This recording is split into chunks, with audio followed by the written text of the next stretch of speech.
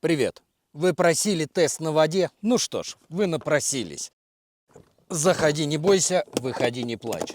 Итак, перед нами два эхолота. Lowrance HDS Live и Lowrance HDS Pro, обе девятки, предоставленные для обзора магазином Александра Ховрина. Ссылку найдете в описании, настоятельно рекомендую.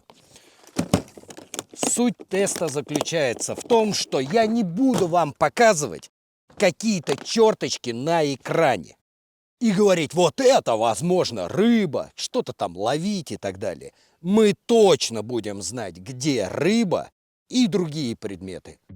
Итак, из Москвы мы привезли двух живых карпиков весом 1 и 2 килограмма. Полуметровым поводком привязали их к бельевой веревке и опустили на дно, обозначив место погружения буем из покрашенной в белый цвет бутылки с обмоткой из красного скотча. В качестве груза в одном случае мы использовали полукилограммовый свинцовый груз, а в другом кирпич.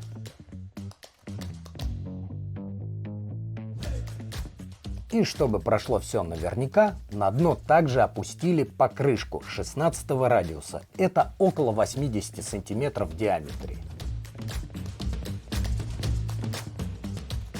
Для погружения выбрано место с глубиной около 6 метров. Это свал непосредственно в фарватер реки Волги, неподалеку от города Калязин. Фактически напротив базы отдыха Константа, где мы, собственно, и базировались. Река в этом месте шириною около километра и имеет песчаное дно.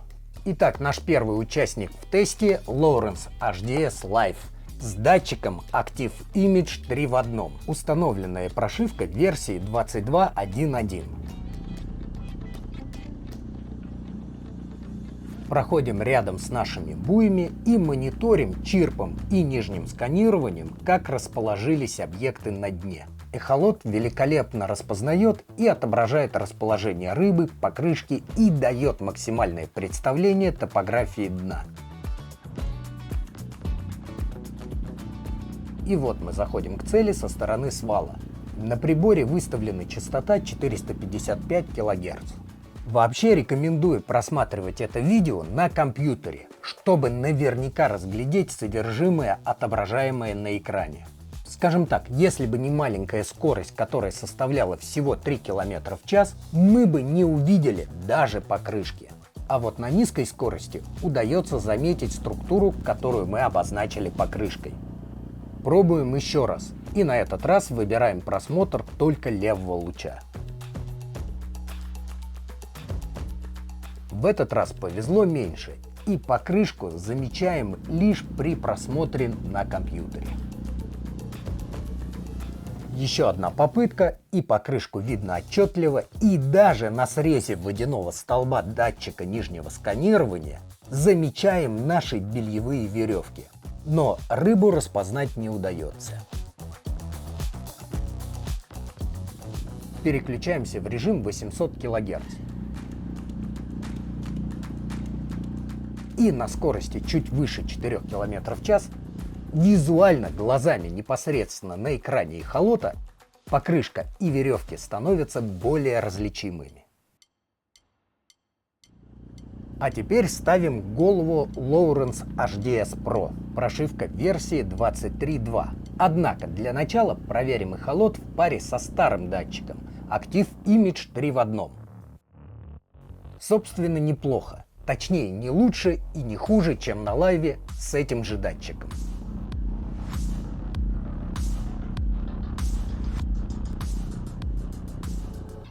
Делаем несколько попыток, результат разный, но в общем сопоставим с лайвом. Переключаемся на частоту 455 кГц.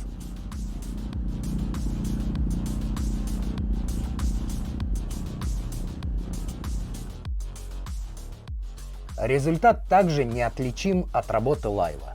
Теперь устанавливаем новый датчик Active Image HD 3 в 1.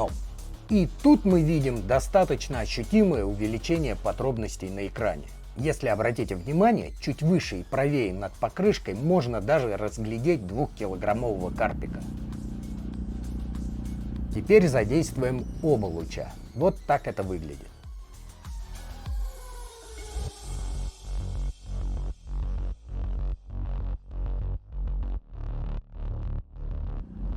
Хочу обратить ваше внимание на следующее. До меня дошли слухи о том, что потребитель введен в заблуждение. Почему-то считают, что HDS Pro в комплекте со старым датчиком 3 в 1 в боковом сканировании видит на экране столько же информации. Но, как вы сами видите, это совсем не так. В первую очередь рекомендую посмотреть мой домашний обзор, в котором я даже разбираю HDS Pro, чтобы продемонстрировать, насколько изменилась кросс-плата прибора. Очевидно, что этот эхолот уже заточен под новый датчик. Более того, HD в названии нового датчика не случайно. Это означает передачу более детальной картинки в телевизионном формате HD, то есть с большим разрешением, чем ранее. Давайте еще раз посмотрим на эхограммы, и если вам кажется, что работа датчиков одинаковая, то с вашим зрением, наверное, будет достаточно иметь в наличии просто FS. Теперь настало время поговорить с интеллектуальной аудиторией. Обычно уже где-то в середине видео недалекие неадекваты сами отваливаются, собственно, туда им и дорога. Но, честно вам скажу, пусть лучше у меня будет всего 3000 подписчиков, но с мозгами, чем 300 тысяч безмозглых. Итак, благодаря агрессивной рекламе и различным блогерам распространилось заблуждение, что боковое сканирование создано для обнаружения и буквально наблюдения за рыбой. Вспомните, как часто вы видите на ютубе рыбаков, которые тыкают на экран пальцем и кричат: «Вот, это я точно знаю, рыба!»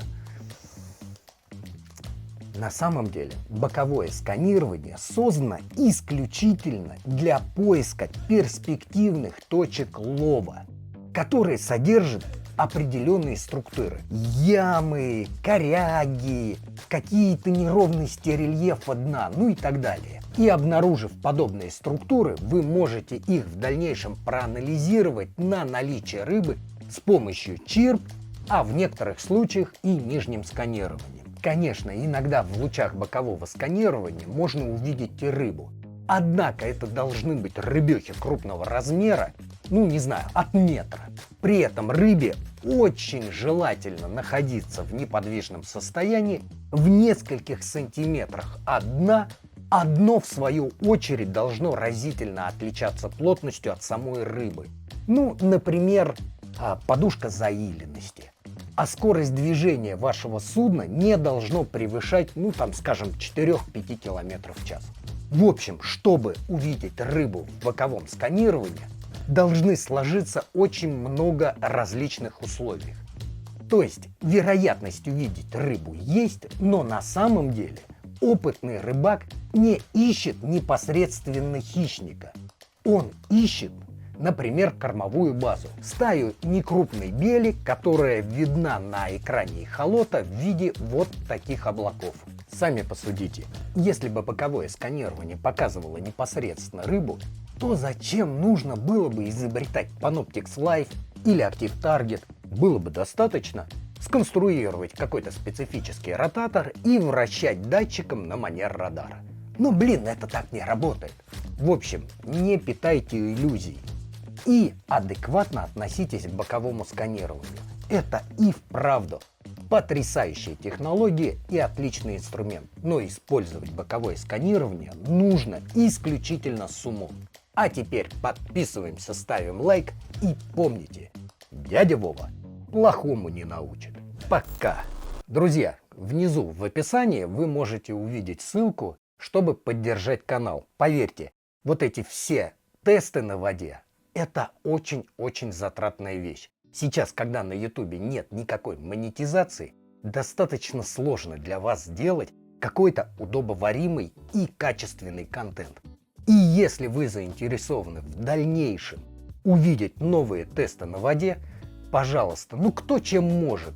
Я не прошу каких-то больших средств, еще что-то. Кто чем может. Был бы рад. Спасибо за поддержку и до встречи.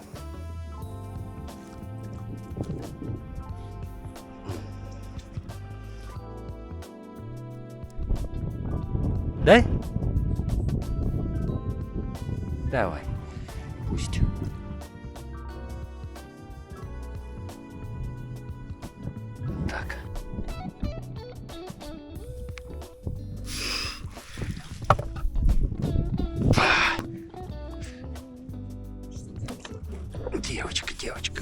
как качает. Давай. Давай. Опа. Пошла на улицу.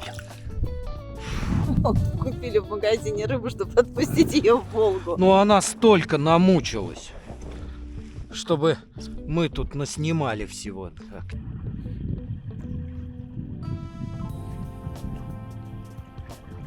Давай так тащить его. Мы зальем всю лодку. А я вот не знаю, мы так-то его стащим. Стащим. Не уверен. Не уверен, что это хорошая идея. Сейчас мотор будет крутиться.